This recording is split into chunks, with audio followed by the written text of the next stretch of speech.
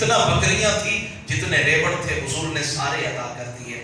اب جب سخیوں کے سردار نے اتنی بکریاں عطا کی کہ وہ سنبھال بھی نہیں پاتا، اب وہ بندوق کو ساتھ لے کر، بکریاں لے کر، فَأَتَى الرَّجُلُ قَوْمَهُ، جب اپنی قوم میں آیا تو اپنی قوم سے کہنے لگا اسلمو اسلمو اسلمو، آؤ جلدی آؤ، دیر نہ کرو، اس محمد عربی صلی اللہ علیہ وآلہ وسلم کا کلمہ پڑھو، فَإِنَّ مُحَمَّدًا يُعْطِي عَطَاءً مَا يَخْشَى فِيهِ الْفَاقَةَ، وہ اتنا عطا کرتے ہیں کہ غربت کا ڈر ہی نہیں رکھتے، جب دیتے ہیں تو دینے پہ آتے ہیں نا تو پھر فقیر کو شہنشاہ بنا دیتے ہیں۔ دیکھو مجھے اتنا عطا کیا کہ مجھے ساری بکریوں کے ریوڑ عطا کر دیے، میں نے ایک دفعہ مانگا، مصطفیٰ جان رحمت عطا کرتے گئے، میری جھولی تنگ پڑ گئی، مصطفیٰ کی عطا بڑھ گئی۔ اور حتیٰ کہ حضور کی بارگاہ کے اندر اگر کوئی مانگنے والا آتا اور حضور کے پاس بظاہر کچھ نہ ہوتا تو پھر میرے آقا حضرت بلال سے فرماتے، بلال جاؤ قرض لے کے آؤ۔ ہم مانگنے والوں کے ساتھ کیا کرتے ہیں؟ جب کوئی مانگنے والا آئے نا جی، صبح صبح منہ اٹھا کے آ گئے، ابھی تو کوئی گاہک بھی نہیں آیا، ابھی تو کوئی خریدار بھی نہیں آیا، اور تم صبح صبح آ گئے۔ دیا اللہ نے ہے، جب آپ کو دینے والا اللہ ہے تو اسی نے اپنا بندہ بھیجا ہے، تم دیتے جاؤ، دیکھو اللہ پھر تمہیں اس کا بدلہ کیسے عطا کرتا ہے، اللہ تمہیں اس کا متبادل عطا کیسے کرتا ہے۔ حضور کی بارگاہ میں جب کوئی آتا مانگنے والا، میرے آقا اتنا عطا کرتے کہ اس کی جھولی تنگ پڑ جاتی، اور اگر حضور کی بارگاہ میں بظاہر کچھ نہ ہوتا تو پھر حضرت بلال سے فرماتے، بلال جاؤ فلاں سے قرض لے کے آؤ۔ اور ایک دفعہ یوں ہی حضرت عمر کے سامنے حضور نے فرمایا، بلال جاؤ قرض لے کے آؤ۔ حضرت عمر بولے، حضور اللہ نے آپ کو مکلف نہیں کیا کہ آپ کے پاس نہ ہو تو پھر بھی آپ لوگوں کو نوازیں۔ میرے حضور بولے، اے عمر یہ بات کہہ کہ تم نے ہماری طبیعت کو مقدر کر دیا۔ ایک اور صحابی بیٹھے تھے انصاری، انہوں نے کہا انفق ولا تخف من ذی العرش اقلالا، حضور جتنا من چاہے اتنا خرچ کرے، عرش والے کے خزانے میں ہاتھ جو آپ کا ہے وہ آپ کو کمی نہیں ہونے دے گا، محبوب عطا کریں۔ فرماتے جب حضور نے اس انصاری کے لبوں پر یہ جملے سنے نا، حضور کا چہرہ خوش ہو گیا، حضور مسکرا اٹھے، فرمایا عمر کہنا ہی تھا تو یوں کہتے، یا رسول اللہ آپ کو اللہ نے بے پناہ عطا کیا ہے، آپ عطا فرماتے جائیں، آپ کا رب آپ کو عطا فرماتا جائے۔ تو فرما اجود الناسی سخاء، میرے حضور ساری کائنات کے اندر بڑے بڑے سخی لے لیں، وہ حضور مرشد کریم، دادا مرشد کریم غزالی عصر سید احمد سعید کاظمی شاہ صاحب رحمت اللہ علیہ لاہور کے اندر 3 دن جلسہ ہوا کرتا تھا، تو وہاں سامنے ایک عیسائی عورت تھی یا کافرہ عورت تھی، وہ روزانہ بیان سنا کرتی، اور جب آخری دن غزالی زماں کا بیان ہوا تو آپ نے حضور کی سخاوت کا ذکر کیا، تو اسماعیل صاحبہ نے پرچی پہ سوال لکھ کے بھیجا، کہا 3 دن ہو گئے میں سن رہی ہوں ہمارے نبی بڑے سخی تھے، بڑے سخی تھے، تم ہی اپنے اسٹیج سے بیان کرتے ہو کہ رسول اللہ صلی اللہ علیہ وسلم کے غلام بیان کرتے ہیں کہ حاتم طئی اتنا بڑا سخی تھا کہ اس کے گھر کے 7 دروازے تھے اور ہر دروازے سے مانگنے والا آتا اور اس کو دیا جاتا، لیکن تم خود ہی کہتے ہو تمہارے نبی کے گھر کا ایک ہی دروازہ تھا، تو بتاؤ پھر تمہارے نبی زیادہ سخی یا حاتم طئی زیادہ سخی؟ غزالی زماں مسکرا پڑے، کیونکہ ان کے پیچھے امام موسیٰ کاظم کا حال تھا، امام موسیٰ کاظم کی اولاد تھے، مسکرا کے بولے بیٹی تمہارے سوال میں ہی میرا جواب موجود ہے۔ کہا وہ کیسے؟ کہا تم نے خود ہی بتا دیا کہ حاتم طئی کتنا بڑا بخیل تھا، کتنا بڑا وہ اپنے ہاتھ کو کھینچ کے رکھنے والا تھا۔ کہا وہ کیسے؟ کہا جس کے گھر کے 7 دروازے ہوں، ہر دروازے سے بندہ آئے، مجھے بتاؤ جس کی حاجت ایک دروازے سے پوری ہو جائے وہ دوسرے دروازے سے آئے گا؟ نہیں آئے گا۔ اتنا بڑا بخیل تھا کہ 7 دروازوں سے مانگنے والا آتا، حاجت پھر بھی پوری نہ ہوتی، اور ادھر زہرا کے بابا کو دیکھو جس کو ایک دفعہ نوازا پھر کبھی مانگنے کی لوڑ ہی نہیں پڑی، کبھی مانگنے کی ضرورت ہی نہیں پڑی، حضور نے اتنا عطا کیا۔ اور ادھر حضرت حسان بن ثابت بولے، کہا ماں کالا قطو، ماں کالا تب تو ولو لم تشہد فرمایا اللہ کی عزت کی قسم حضور نے زندگی میں کبھی مانگنے والوں کے سامنے لا نہیں فرمایا سوائے التحیات کے اندر جہاں پڑھا جاتا ہے اشہد اللہ الہ الا اللہ، اس لا کے علاوہ کائنات میں حضور نے کبھی لا فرمایا ہی نہیں۔ جو بھی مانگنے آیا حضور عطا فرماتے ہیں، سرکار عطا فرماتے ہیں۔ تو یہ سبق ہے میرے لیے اور آپ کے لیے، بخل چھوڑ کر سخاوت کی تباہ بنائیں، دینے والے بنے۔ جب آپ دینے والے بنیں گے اللہ آپ کو بے پناہ عطا کرے گا۔ حضرت عثمان غنی کو حضور نے فرمایا نا کہ ما علی عثمان ما عمل به بعد اليوم مرتين۔ وہ حضرت خواجہ معروف کرخی رحمت اللہ علیہ آپ کے ماموں جو تھے نا وہ شہر کے کوتوال تھے۔ آپ جنگل میں بیٹھے ہیں، کھانا سامنے پڑا ہے، ایک لقمہ اٹھاتے ہیں خود کھاتے ہیں، ایک لقمہ توڑ کے کتے کو کھلاتے ہیں۔ تو ماموں جان کا گزر ہوا تو کہا معروف کرخی حیا نہیں آتی ہے؟ کہا اسی حیا کی وجہ سے تو کتے کو کھلا رہا ہوں، حیا ہے تو تبھی تو کتے کو کھلا رہا ہوں، اور اگر حیا نہ ہوتی تو کتا تو تڑپتا رہتا، میں خود کھاتا اسے نہ کھلاتا۔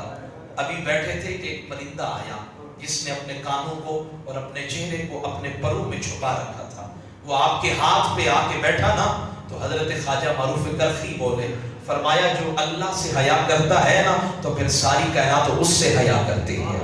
فرمایا جو اللہ سے حیا کرتا ہے پھر ساری کائنات اس سے حیا کرتی ہے۔ میرے محبوب علیہ السلام نے جود و سخا کا دامن نہیں چھوڑا، خود کے گھر کے اندر کئی دن تک فاقے پڑے، حتیٰ کہ ایک مہینہ گزر جاتا گھر کے اندر پکانے کو کچھ نہ ہوتا، لیکن جب بھی مال غنیمت آیا میرے مصطفیٰ نے آنے والوں کو اتنا عطا کیا کہ ان کی جھولیاں تن پڑ گئی۔ مزید آگے چلیں، یہ تو حضور کے سینہ مبارک کی بات ہے، حضور علیہ السلام کی سخا کی بات ہے۔ مزید آگے چلیں، فرمایا اصدق الناس لہجۃ، میرے حضور علیہ السلام نے زندگی میں کبھی کذب بیانی سے کام نہیں لیا، ہمیشہ سچ بولا، سچ کے علاوہ کچھ نہیں بولا، حتیٰ کہ میرے آقا خود فرماتے ہیں الصدق ینجی والکذب یہلک، فرمایا سچ نجات دیتا ہے، جھوٹ ہمیشہ انسان کو نشان عبرت بنا دیتا ہے۔ ہم ایک جھوٹ کو بچانے کے لیے دوسرا، تیسرا، چوتھا یوں جھوٹ پہ جھوٹ بولتے چلے جاتے ہیں۔ اور حضور کی سیرت کا درس کیا ہے، حضور کی سیرت کا پیغام کیا ہے؟ فرمایا سیرت کا پیغام یہ ہے، میرے آقا صادق بھی تھے، میرے آقا امین بھی تھے۔ حضور کو دشمن بھی کہتے تھے کہ میرے آقا نے زندگی میں کبھی بھی کذب بیانی سے کام نہیں لیا ہے، اور امت کی بھی ذمہ داری بنتی ہے کہ جب بھی بولے سچ کے علاوہ کچھ نہ بولے۔ اب اس پہ علامہ اسماعیل حقی رحمت اللہ علیہ نے ایک خوبصورت پیغام دیا، وہ پیغام آپ کے سامنے رکھنا چاہتا ہوں۔ فرماتے ان یعقوب ابن اسحاق من اکابر علماء العربیہ، یعقوب بن اسحاق بہت بڑے عرب کے عالم تھے۔ جلس یوما مع المتوکل، خلفائے عباس میں سے ایک بادشاہ گزرا ہے جس کا نام تھا متوکل۔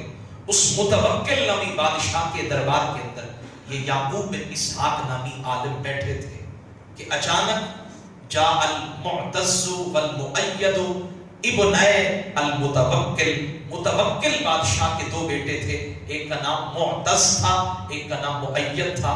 یہ دونوں آئے، اور جب آئے تو بادشاہ نے امتحان لینے کے لیے حضرت یعقوب بن اسحاق سے کہا ایما احب الیک من ابنائی ام الحسن والحسین، یہ بتاؤ آپ کی نظر کے اندر یہ معتز اور مؤید یہ آپ کو زیادہ پیارے ہیں یا مولا علی کے بچے حسن و حسین زیادہ پیارے ہیں؟